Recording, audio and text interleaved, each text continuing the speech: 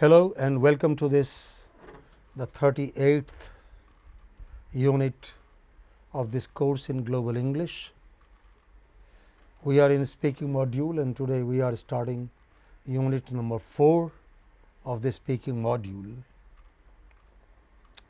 So far in the speaking module, we have seen why we should learn to speak differently in English,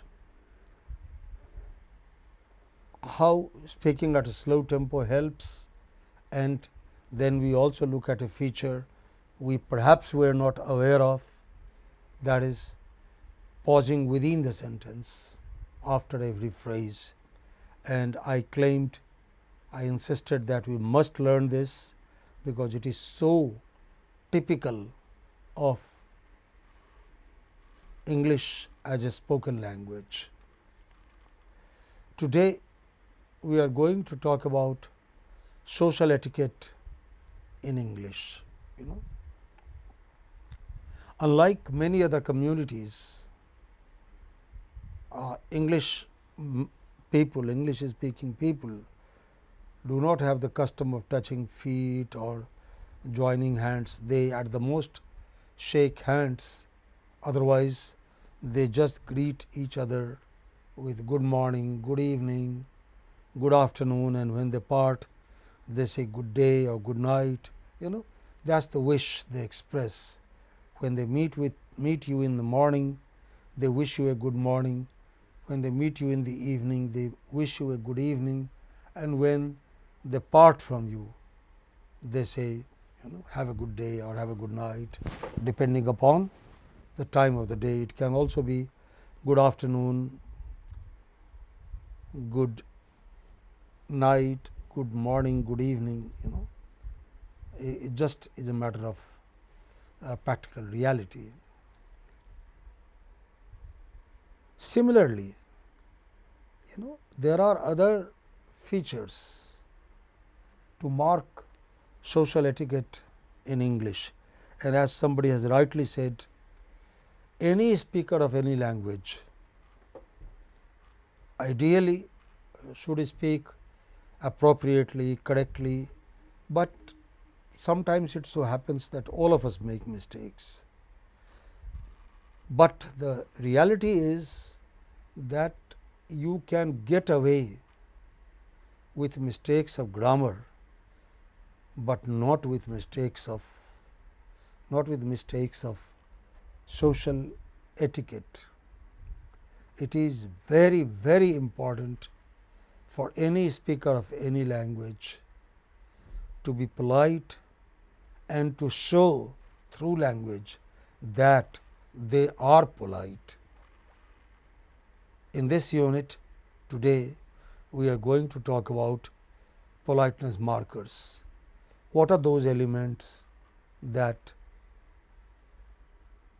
make us look as polite as we really are? In many of our other languages in India, we express our gratitude, our compliments, our greetings, our differences in a very elaborate manner in so many sentences. But in English, it is a nuance, mostly through the tone of voice and then through one or two words and maybe one or two changes in syntax. We will look at how these things indicate a polite language.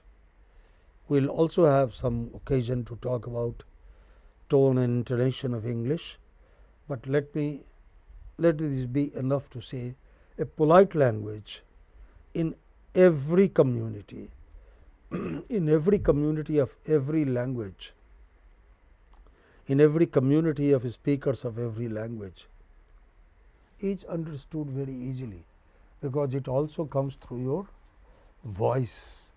When you are polite to somebody, you don't really shout, you have a particular kind of tone, you are reasonably slow, and you use words that place the listener in a respectable light rather than placing yourself in a respectable light.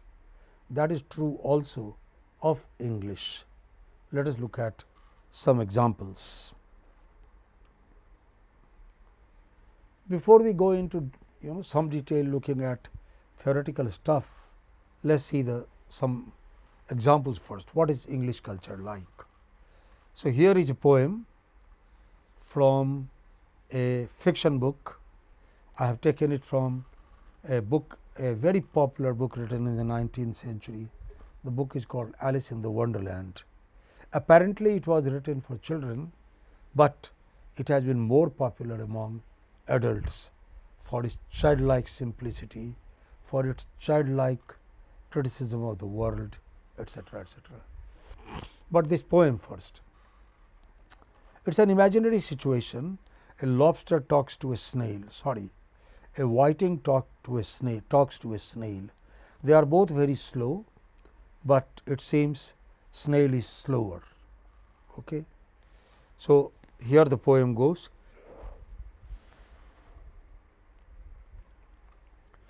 Will you walk a little faster?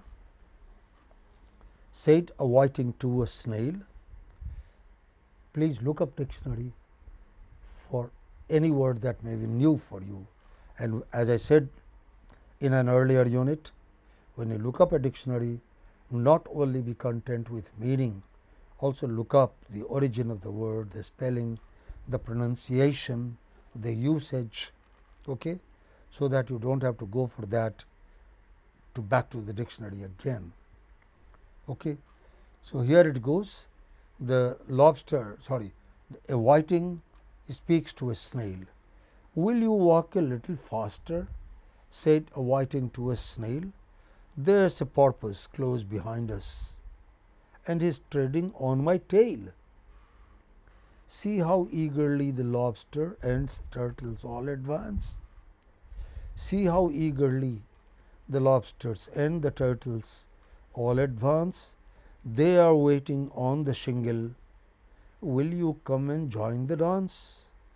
Will you, won't you, will you, won't you, will you join the dance? Will you, won't you, will you, won't you join the dance? This is a suggestion a whiting makes to a snail that look, there are so many friends waiting. There is a porpoise who is eager to reach there. Then there is a turtle, there are lobsters. They are all waiting on the shingle. Shingle is the sandy side of the beach. Okay. They are all waiting on the shingle. Will you come and join the dance? Or won't you? Or will you? Or won't you? Or will you? They do it a few times and they realize that just now the lobster doesn't seem to be interested. Okay. But this is how the reading goes. It does not say, the whiting does not tell a snail, hey snail, walk fast. It does not give a direct command. It makes a suggestion, a polite suggestion. Will you walk a little faster? Very practical, very polite suggestion. Okay, all right. And then it says how all other creatures are gathered on the beach and why we should go and join the dance, and then makes a very strong suggestion. Won't you join the dance? That is a very strong suggestion in English. Okay. To tell anyone, won't you come there tomorrow? That means you definitely want him. You are very strongly emphasizing that the other person should join you wherever you are suggesting. Okay. So, let us move on. Thus, you see that even ordinary creatures like lobsters and turtles and whiting and snails can talk to each other in a language that is so polite, and it is so polite because it does not say come and join the dance. It says will you, won't you, will you, won't you, will you join the dance? All right. So, it is the question mark that is one of the indicators of politeness in English. Even when you make a request, this request should be made like a question. Even when you make a suggestion, the suggestion should be made like a question. Even when you give an advice, anything in an interpersonal nature, you talking to the person before you, then you should have these things. Here is a biographical note on the author. Lewis Carroll is not his real name. The author's real name was Charles Lutwidge Dodgson. He was the son of a senior clergyman, but interested in arithmetic since the very beginning, and eventually he turned out to be a good student who went to Oxford, taught mathematics at Oxford, and lobster and other sea creatures, marine creatures are dancing on the beach singing this song. So, that is what this name owes to.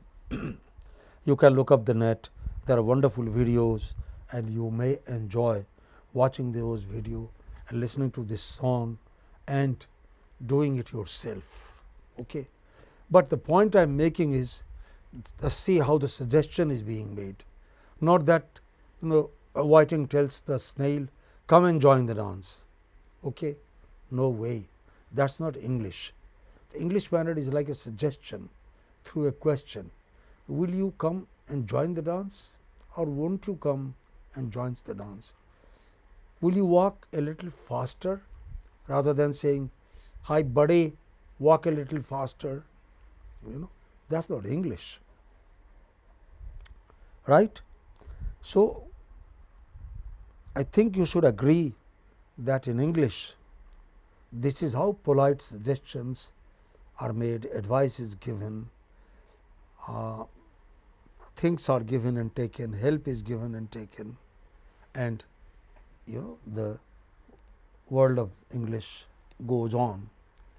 It so happens that in our schools and colleges in many countries of Asia and Africa, we have a lot of grammar taught to us, but these social etiquettes are not always taught to us. And experience shows that you can get away with mistakes of grammar. People can forgive a non-native learner, but nobody is willing to forgive and forget a mistake that relates to social etiquette. Therefore, we thought it prudent to include at least one unit on social etiquette as well. In the future, when you use this language, please, when occasion arises, also mention this thing called social manner. Okay, to resume here,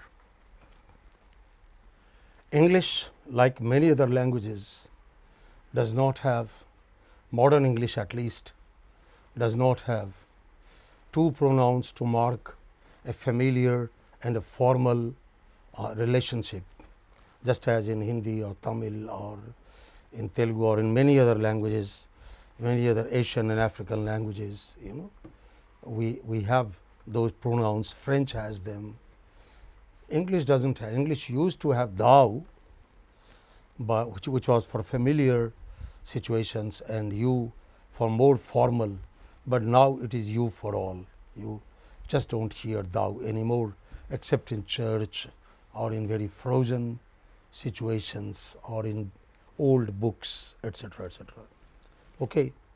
English, on the other hand, uses a question sentence. Sentences formed like they were questions, also to make formal requests, and we will look at some examples soon.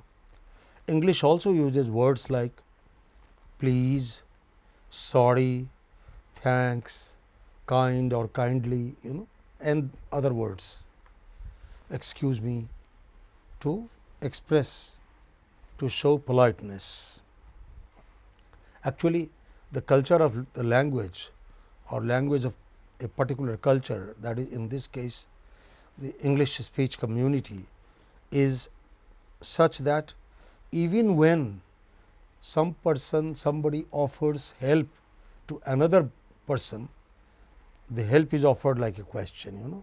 So, the standard sentence is may I help, may I help you please. Okay. Suggestions, advice, they are all given in this manner, in this form, and you can yourself look at and try. You can go to the dictionaries, you can look at internet, you can look at television networks, talk shows in English, films, English films, and you will find that politeness is expressed in English in many different ways, using sometimes some words, but more often a particular kind of sentence construction, which apparently looks like a question, but it is not a question. It's a request, it's a suggestion, it's an advice, okay, etc. Look at some examples. This is a very old song. It used to be called Sailor's Song.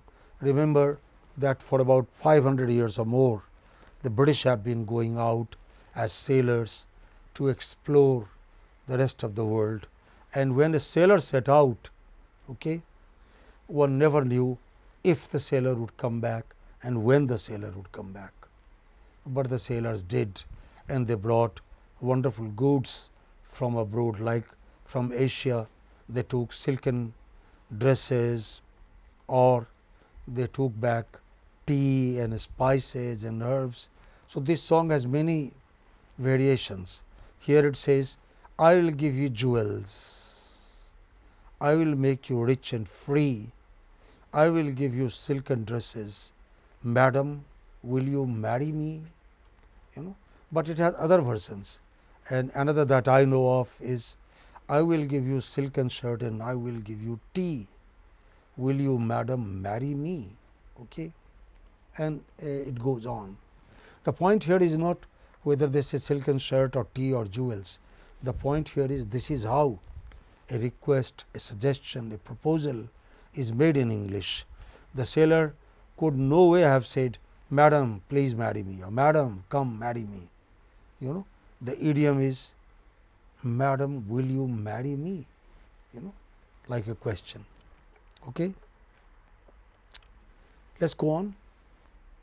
Say for example, if you need permission, something very simple, a student wants to enter a classroom. So, the student asks the teacher, may I come in, sir?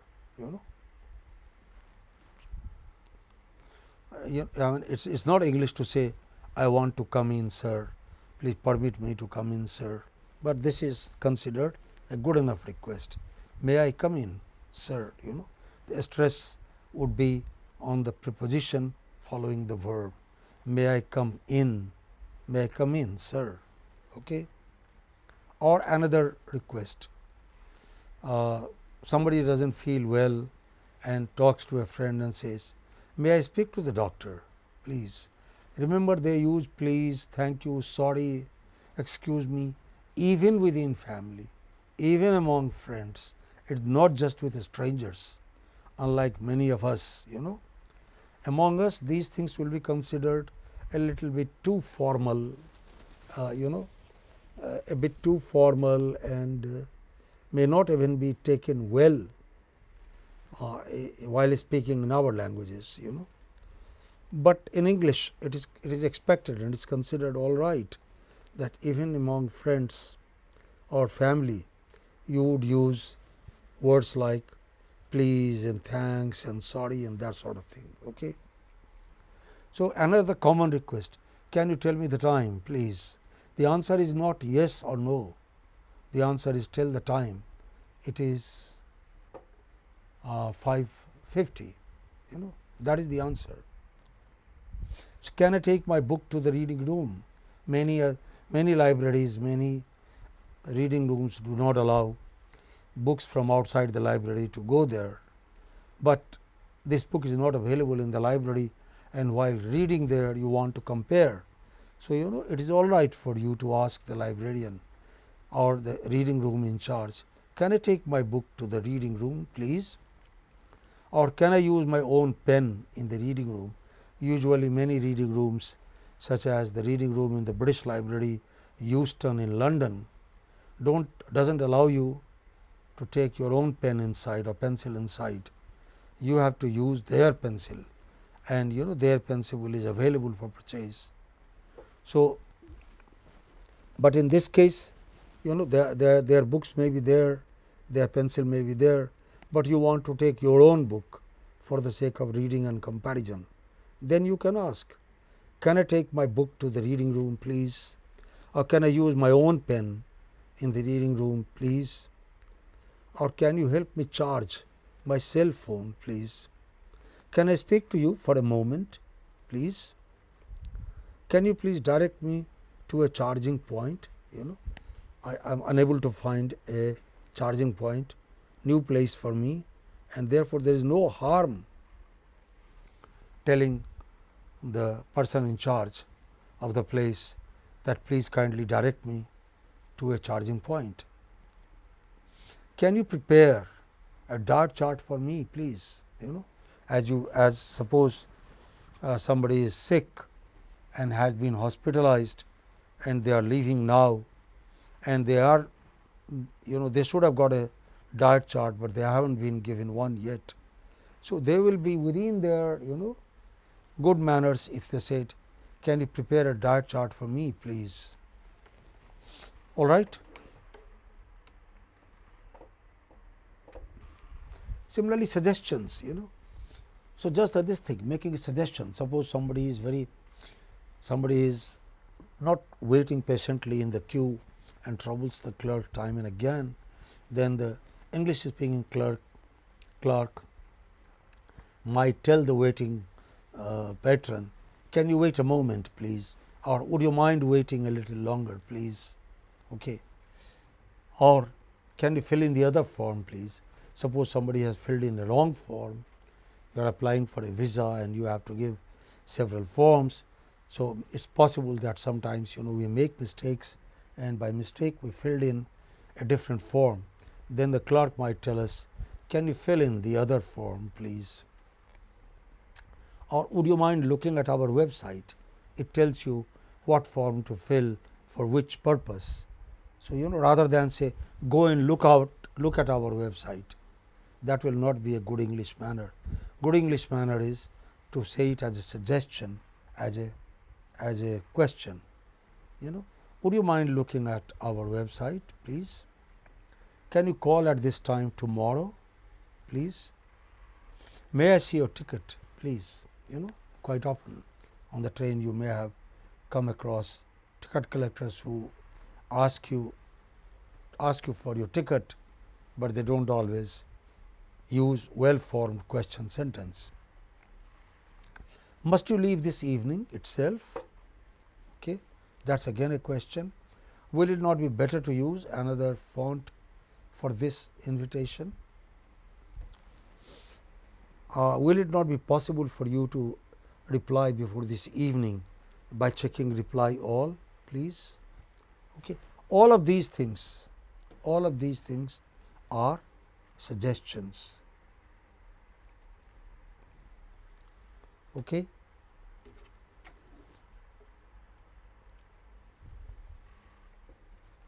Similarly, paying compliments, it is English culture, English manner to pay compliments to one another on one's looks, on one's dress, on one's acquisitions, on one's work, for everything, for any little favor. You frequently hear words like thanks, most kind, etc., etc. So, when somebody pays you a compliment, or when you want to pay compliments to somebody, what would you say? This is what you say. Suppose you pay a compliment upon how they look, then you might say, you look fabulous, you look handsome, you look still. That doesn't mean that other days you were not handsome. So, sometimes people use words like still, you look still more handsome, which means all other days also you looked handsome. This is how it goes. You look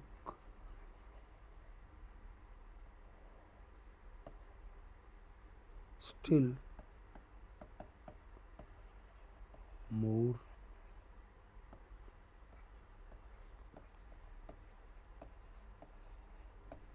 handsome. Okay. It means that other days also you looked handsome, but today you are much more so. Okay. But if you say only you look handsome, that means other days perhaps you did not look so handsome as you do today. So, some English speaking people use this way. Okay. You look fabulous, you look awesome, you look great, any of these things. You do not have to say all the three. Or somebody made a good point in course of a talk. So, you can say that was a good point you made today, or well done, even that is good enough. But you can repeat, if you like, you can say well done, I am proud of you.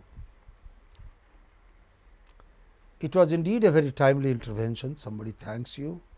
That was a good and timely suggestion, once again thanks. It would not be possible without your support. That is a way of paying compliment. It would not be possible without your support. Good talk, you pay compliments to somebody who gave a talk today. Good talk, I am sure people will be talking about it for months together. Okay. Just like as I said, you look still more handsome in this dress, etc., etc. So, all of these things are considered pretty polite sentences, but then if you give compliments, then you also have to accept compliments, and when you accept compliments, what do you say? So, somebody said you look fabulous, you say thanks please, or many thanks. Okay. Somebody said well done, or I am proud of you, then what do you say? You say most kind of you, or so kind of you. Somebody brought you a gift and you might say so thoughtful of you, or you can simply thank them for their words, many thanks for the kind words, or how good of you, how sweet of you, fabulous, it is such a charming gift, thanks. Okay. So, there are many ways, many variations of the same thing in which you can thank your listener.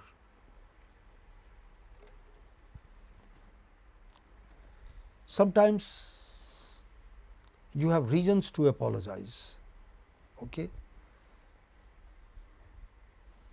This is what you do. Suppose you are late for an appointment with a doctor, then you are expected to say, I am sorry, I am late doctor, or excuse me please, I called you by mistake. These days with smart Android phones, that has become very common. Your phone gets wrongly dialed, or it dials somebody else wrongly. Then it is good to say, I am sorry, or excuse me please, I called you by mistake.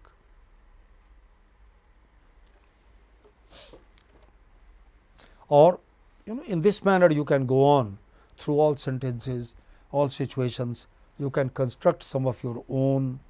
Okay. Suppose somebody, you had agreed with somebody that you would call and you forgot, then what do you say? You simply cannot say, I sorry I forgot to call you. That will be okay, that will be minimal among friends, but if it also includes any strangers, you should say, I am awfully sorry, I forgot to call you. Okay. Or I am indeed quite sorry, I could not attend the interview. I have given you a conversation from a railway station between a customer and a clerk. It is not very unreal, like a piece of fiction. It is there because it happens to be, something like this even in real life. So, suppose a customer goes to buy a ticket, and then you see, is the customer polite? Is the clerk, is the railway station staff member rude, not polite? Just look at it carefully. Customer, do you have a train to Scunthorpe, please? Clerk, sorry, there is no direct train from here until 3 in the afternoon. Customer, can I not take any other train please? Clerk, yes. Let me add not here, I think it will be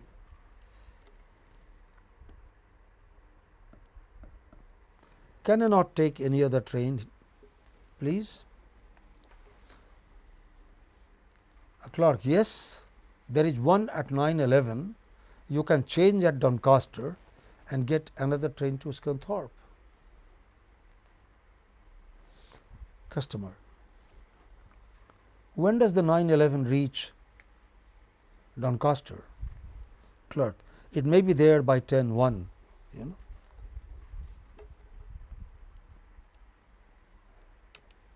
The conversation continues.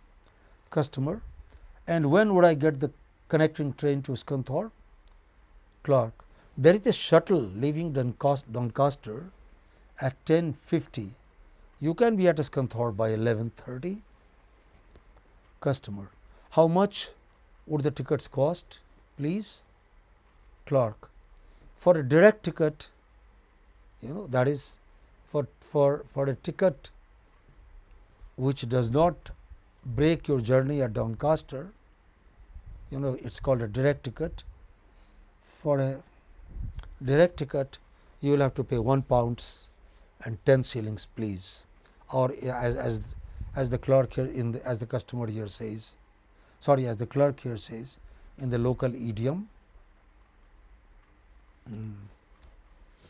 For a direct ticket, 110, which means £1.10 please. Would you pay by card or cash please? The clerk wants to know. Customer, sorry, I do not have enough cash. I can pay you by card. Clerk, that's all right. Here you are, sir. Take your ticket.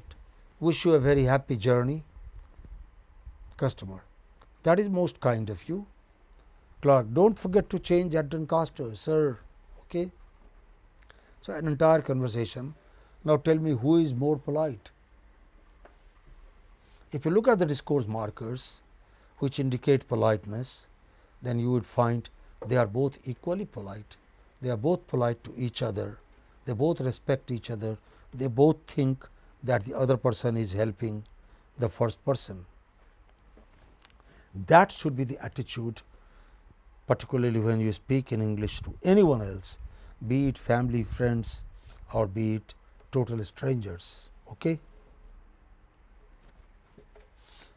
You saw this song earlier in a particular unit. Just for the sake of reinforcement, we have repeated it. Hearts like doors will open with ease. Nobody will remain your enemy. They will all love you.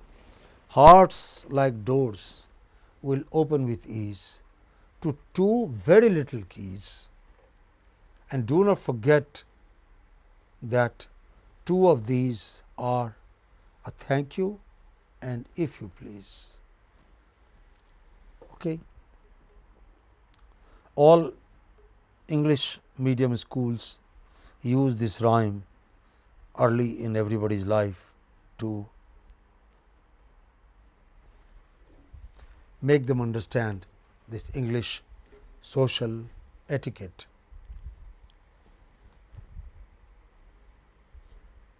Another rhyme, from children's school, from kindergarten, how are they given practice in learning to speak politely. Okay. So, for example, here it goes. We say thank you, we say please, we don't interrupt, we never tease, we don't argue, we don't fuss, we listen when folks talk to us, we share our toys and take our turn. Good manners aren't too hard to learn. It's really easy when you find good manners mean just being kind, and just being kind means using good language, polite language, with a great deal of sincerity and respect for the others, with or without these words, it will show all around. The best thing you can do is to watch some television, to watch some English movies, particularly of the social kind, and you will see how English speaking communities respect one another by using words like the ones we saw just now. So, thank you and see you in the next unit with another aspect of spoken English. Thanks.